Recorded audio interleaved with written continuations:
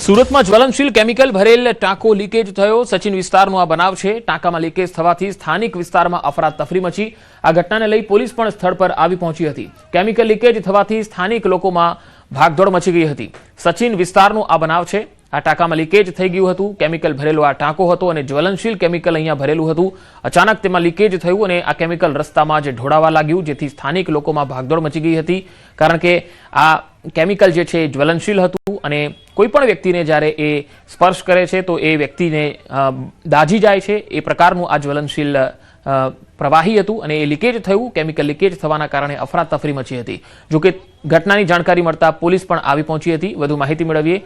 સુરતથી સંવાદદાતા કીર્તેશ પટેલ જોડાયા છે। કીર્તેશ, આ જ્વલનશીલ કેમિકલ ભરેલો ટાંકો લીકેજ થયો છે, આ મામલે શું વધુ અપડેટ છે? બિલકુલ, સુરતના સચિન વિસ્તારની ઘટના છે। જ્વલનશીલ ભરેલો ટાંકો લીકેજ થયો હતો। જો કે ટાંકો લીકેજ થતા થોડા સમય માટે અફરાતફરીનો માહોલ સર્જાયો હતો। લીકેજ થતા સ્થાનિક લોકોને ત્યાંથી હટાવવામાં આવ્યા હતા અને ઇન્ડસ્ટ્રીયલ વિસ્તારમાં આવેલા આ જ્વલનશીલ પદાર્થના ટાંકાને લઈને ફાયર વિભાગને જાણકારી આપવામાં આવી હતી। જો કે ફાયરના અધિકારીઓ તાત્કાલિક ઘટના સ્થળે દોડી આવી આ મામલે કાર્યવાહી શરૂ કરી છે। કોઈ જાનહાનિ નથી અને કહી શકાય કે લીકેજ બંધ કરવાના પ્રયાસ ચાલી રહ્યા છે। જી કીર્તેશ, આભાર માહિતી આપવા માટે। આણંદમાં કેમિકલ ભરેલું એક ટેન્કર પલટી ખાઈ ગયું। નેશનલ હાઈવે 48 પર આ બનાવ બન્યો। ગામડી બ્રિજના સર્વિસ રોડ પર ટેન્કર પલટી ગયું હતું। આ તસવીરો જુઓ। ટેન્કર પલટી જતા કેમિકલ લીકેજ થયું। આ ઘટનાની જાણ થતા આણંદ ફાયર બ્રિગેડની ટીમ તુરંત અહીંયા દોડી આવી। આણંદ ટાઉન પોલીસ, જિલ્લા ટ્રાફિક પોલીસ પણ સ્થળ પર આવી પહોંચી અને સાવચેતીના ભાગરૂપે સર્વિસ રોડ બંધ કરવામાં આવ્યો હતો।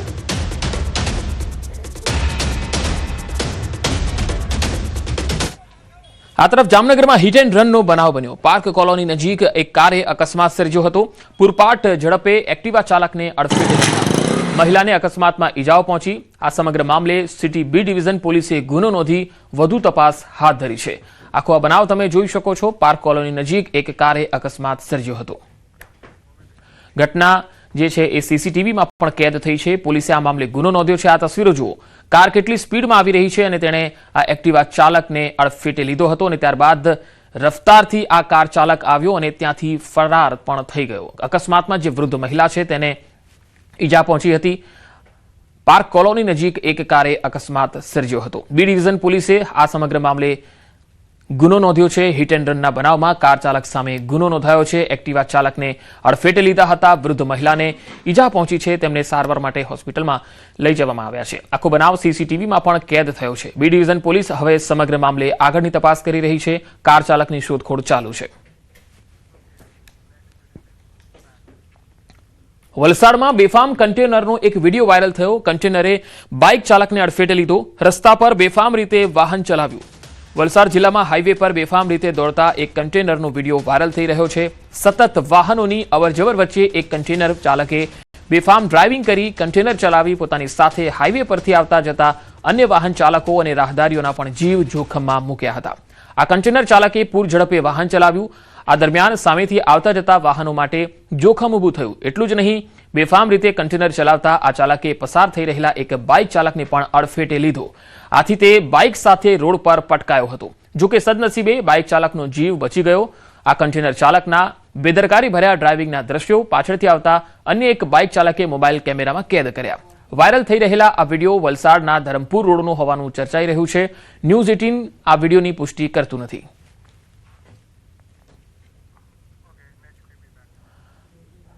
હવે નવસારીમાં પણ અકસ્માતનો બનાવ બન્યો। નેશનલ હાઈવે 48 પર આ બનાવ બન્યો, જ્યાં બસ અને કન્ટેનર વચ્ચે અકસ્માત થયો।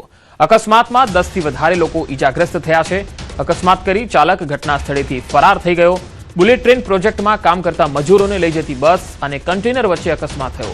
ઓવરટેક કરતી વખતે કન્ટેનરનો પાછળનો ભાગ બસ સાથે અથડાતા અકસ્માત થયો હતો। તમામ લોકોને નવસારીની ખાનગી હોસ્પિટલમાં સારવાર માટે ખસેડાયા છે। નવસારી ગ્રામ્ય પોલીસ અને સ્થાનિક પોલીસ પણ સ્થળ પર આવી પહોંચી હતી। અકસ્માતના કારણે હાઈવે પર લાંબો ટ્રાફિક જામ થયો હતો।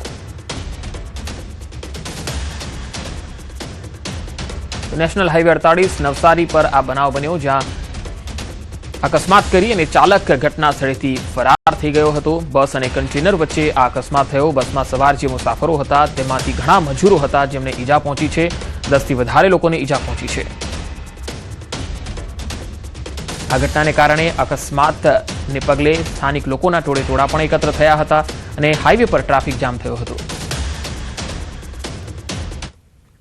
ડાંગમાં બોટમાં જોખમી સવારીનો એક વિડીયો વાયરલ થયો છે. બોટમાં મસ્તી કરતા પ્રવાસીઓ નજરે પડ્યા. જો કોઈ દુર્ઘટના થાય તો જવાબદાર કોણ? સર્પગંગા તળાવમાં પ્રવાસીઓની સુરક્ષાને લઈને ચર્ચાઈ રહ્યું છે. હાલ તો બોટમાં જોખમી સવારીનો આ વિડીયો તમે જોઈ શકો છો. ડાંગનો આ વિડીયો છે. બોટમાં મસ્તી કરતા પ્રવાસીઓ દેખાઈ રહ્યા છે. અહીંયા સલામતીના કોઈ જ પ્રકારના બંદોબસ્ત નથી અને જો કોઈ દુર્ઘટના થાય તો જવાબદાર કોણ? સર્પગંગા તળાવના આ દ્રશ્યો, આ વિડીયો છે, પ્રવાસીઓની સુરક્ષાને લઈને એક સવાલ પેદા કરે છે.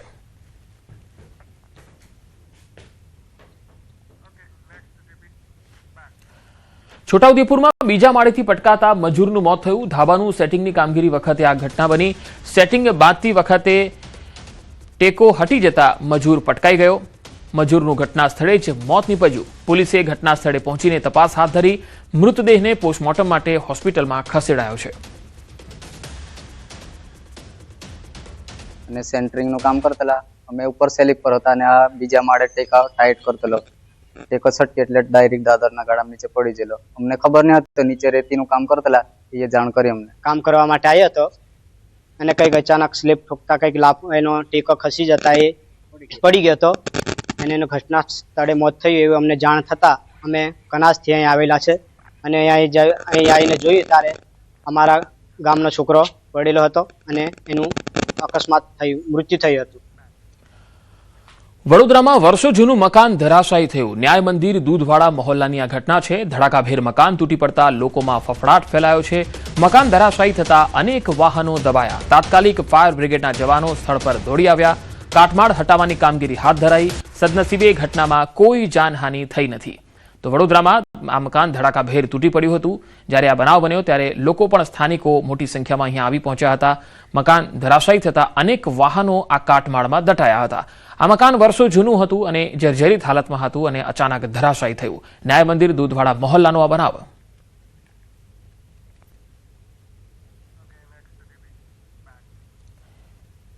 શિયાળાની અસલી ઠંડી માટે હજુ પણ જોવી પડશે રાહ. ઠંડીને લઈને હવામાન વિભાગે આગાહી કરી છે.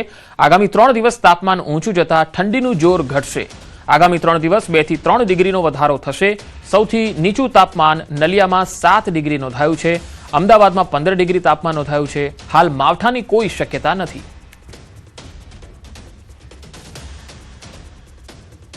मिनिमम टेम्परेचर सौराष्ट्र कच्छ में एप्रिसिएबल हो रहे हुए हैं और गुजरात रीजन में नॉर्मल कोई बड़ा बदलाव नहीं आया है. सबसे कम जो तापमान न्यूनतम तापमान नलिया में 7.0 डिग्री सेल्सियस दर्ज किया गया है. तो सेकंड लोवेस्ट है वो राजकोट में आया है 9.4 डिग्री सेल्सियस. अगले 3 दिन तक उत्तरोत्तर 2 से 3 डिग्री सेल्सियस की न्यूनतम तापमान में वृद्धि होगी और फिर उसके बाद कोई विशेष बदलाव अगले 4 दिन तक नहीं रहेगा. अगर हम रेनफॉल की बात करें तो मौसम आमतौर पर खुश्क रहने की संभावना है अगले 7 दिन तक.